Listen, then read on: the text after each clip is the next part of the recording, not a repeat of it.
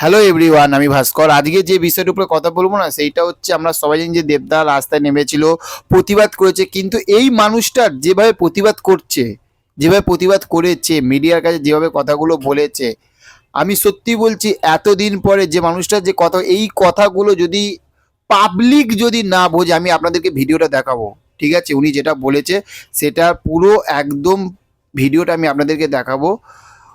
Public যদি না বোঝে ওনার কথাগুলো, সরকার যদি না বোঝে ওনার কথাগুলো, তাহলে কিন্তু সত্যি কথা বলতে আসল জাস্টিস যে কি হবে, কি পাবে, এটা কেউ বলতে এখনো পারছে না, পারবেও না। আপনারা নিজেরা শুনুন কি বলছে দেবদা। এবং যেটা এখন সবচেয়ে বেশি দরকার, স্কুলে মেয়েদেরকে সম্মান করানো একটা সাবজেক্ট হওয়া উচিত। এবং এখন মেয়েদেরকে শুধু বলা হয় গুড টাচ ব্যাড টাচ শিক্ষা দেওয়া হয়, সেটা শুধু নয়, এখন ছেলেদেরকে শেখাতে হবে কি what is good touch and what is bad touch in school. এবং প্যারেন্টসদেরকে, শুধু মেয়েদেরকে নয়, তাদের মেয়ে হলে তাদের তাদের তাদের মেয়েকে শেখাকে এটা গুড টাচ এটা ব্যাড টাচ না, এবারে ছেলেদেরকে শেখানোর সময় হয়ে গেছে।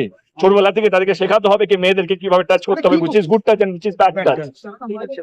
এবং ভারত সরকারকে একটাই অনুরোধ, যে ক্যাপিটাল পানিশমেন্টটাকে যত তাড়াতাড়ি পারবে এক্সিকিউট করতে হবে, তবেই গিয়ে মানুষের মনে ভয় হবে।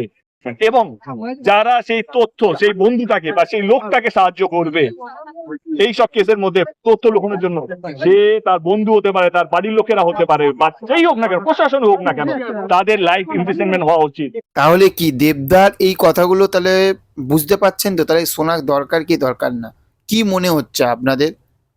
ভুল বলছে না ঠিক বলছে, আপনারাই বিচার করুন। তো দেখা হচ্ছে পরবর্তী ভিডিওতে। ভালো থাকবেন আপনারা। Tata, bye bye.